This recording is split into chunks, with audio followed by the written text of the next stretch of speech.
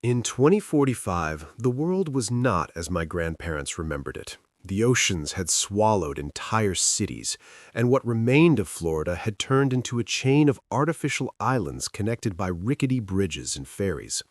We lived on one of them, High Rise 7, as our home was called, towering over the salty marshes on steel piles.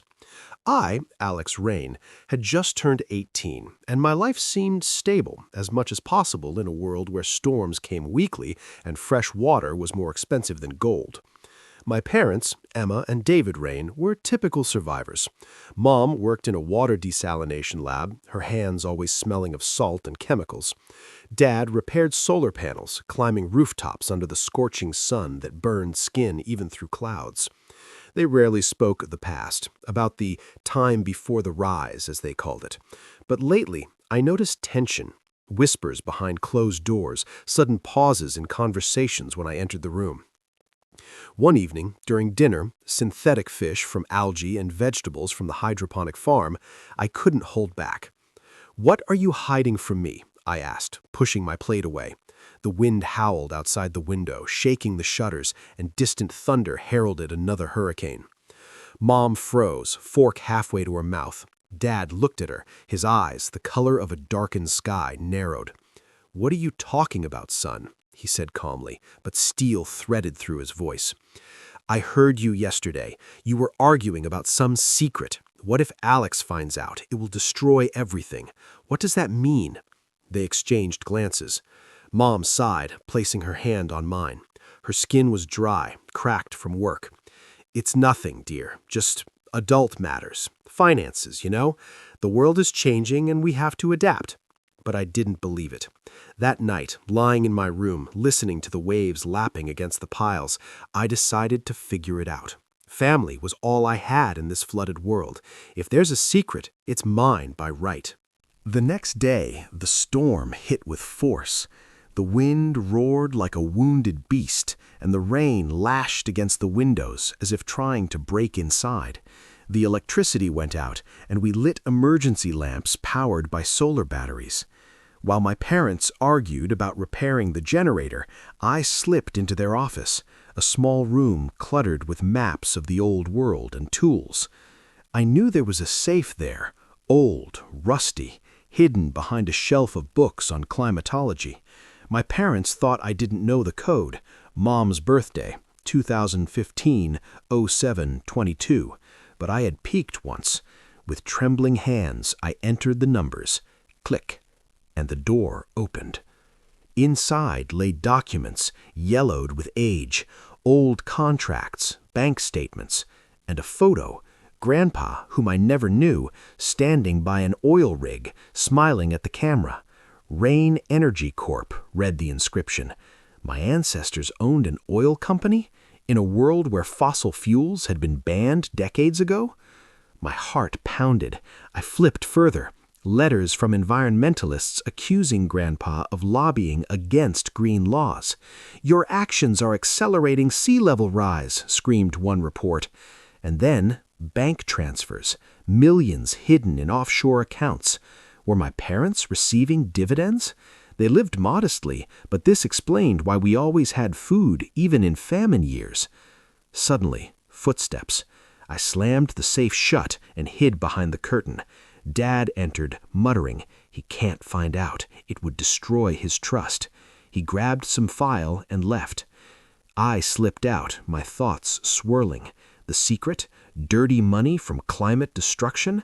Parents, hypocrites, preaching sustainability while feasting on the past? But why hide it from me? Maybe there's more. That night, the storm intensified. Waves battered the house, and I heard the piles creaking.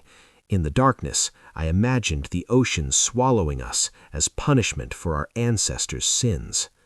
Days passed. The storm subsided, but the tension grew. I started watching my parents.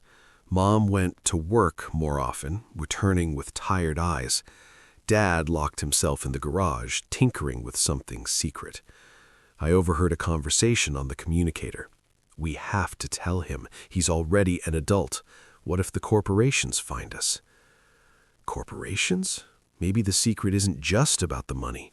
Maybe Grandpa was involved in something worse, sabotaging environmental projects? I decided to dig deeper. In our library, a tiny shelf with salvaged books, I found Grandpa's diary. The 2020s were golden, he wrote. The climate is a myth. Business is business. But now, with the rise, I see the mistakes. Too late. Mistakes?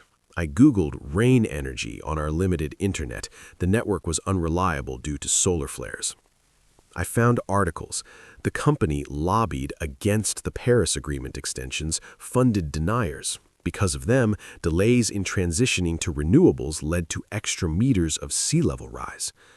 But then, a red herring. In the diary, mention of a secret project. Emma knows, but David is against it. This will save the family. What? Mom was involved? I confronted Mom in the evening when Dad was on the roof. Mom, I know about the oil, about Grandpa. Why are you hiding it? She paled, sat down, pouring herself a glass of recycled water. Alex, it's complicated. Your grandpa, he changed in the end. He tried to make amends. But the money, it's tainted. We use it for good, funding desal plants, helping refugees. But why hide it from me? Because you're not ready. There's more. More? I pressed. What project? She fell silent, tears in her eyes. Ask your father, but be careful. The world doesn't forgive mistakes. That night I heard them arguing. He'll find out. Better to tell him, Mom shouted. Dad, no, it will break him. Break me? What could be worse than knowing your family is guilty of the apocalypse? I couldn't wait. The next day, while my parents were at a meeting, they often left together now, I searched the garage. Under the floor, behind the panels, I found a hidden hatch. Below, a laboratory. Strange instruments, test tubes with green liquids, computers with genetic data. Genetics? Among the files, my DNA test. Subject, Alex.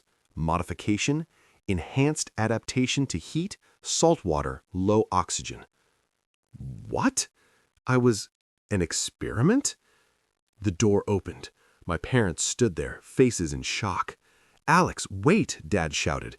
But I ran, across the bridges, into the swamps where alligators swam in salty water.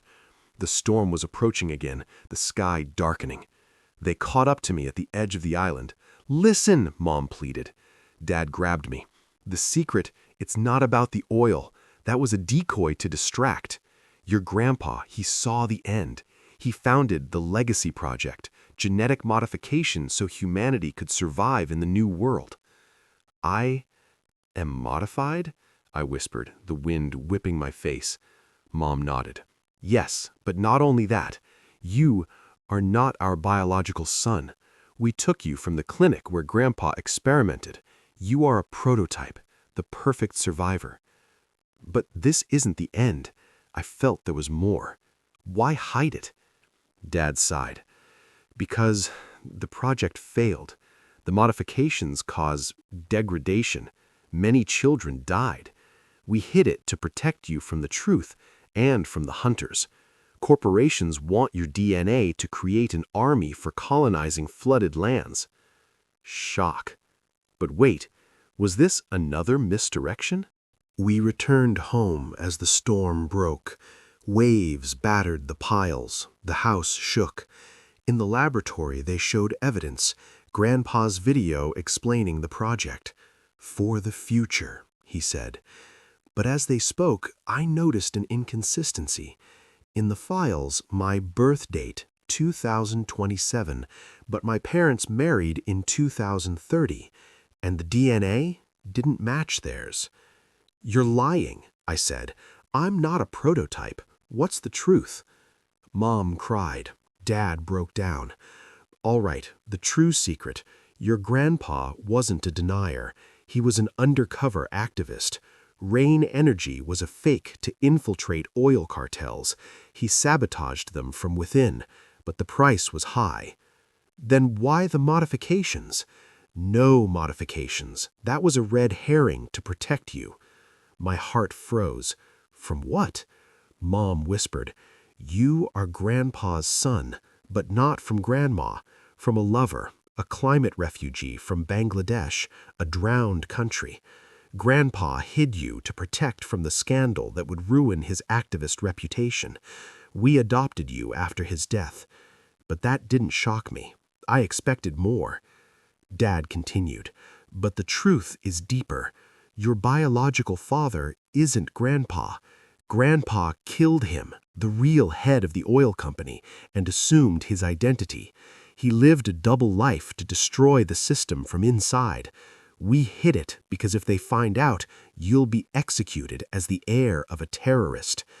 The waves roared, the piles creaked, the house began to sink. Sabotage? No. Unexpected twist, I realized. In the lab mirror, I saw my reflection, eyes like Grandpa's in the photo. But the files lied. I hacked the computer. The real secret, I was Grandpa's clone, created to continue his work. Parents, not adopters, but project guardians. They hid it because I am a weapon, with a built-in trigger activating at 18 to blow up the remaining oil platforms. But the shock, the trigger isn't a bomb. It's a virus, spreading the truth about climate crimes. Hacker code in my DNA. Parents tried to deactivate it, but I am the key to revolution. The house collapsed into the water.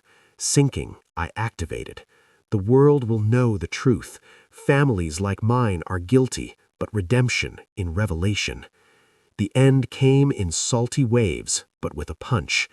I am not a sun. I am the storm that will cleanse the world.